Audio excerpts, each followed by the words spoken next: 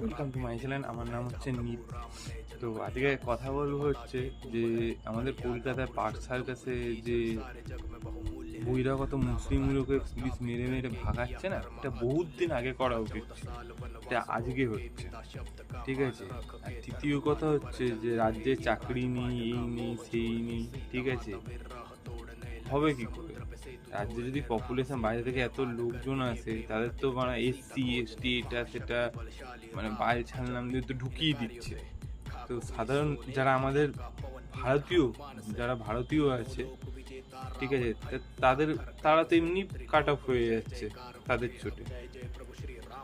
এইবার হবে আসল চাকরি। এই যে পুঁতে লাথি মেরে যে ভাগাচ্ছে না, এতে অনেকের পেছন ফেটে যাচ্ছে। বাট এই জিনিসটা আজকে বিজেপি সরকার না আসলে হয়তো আমরা কেউ জানতেও পারতাম না যে আমাদের তোলামুলি সরকারের বাংলাদেশেও একটা ব্রাঞ্চ আছে।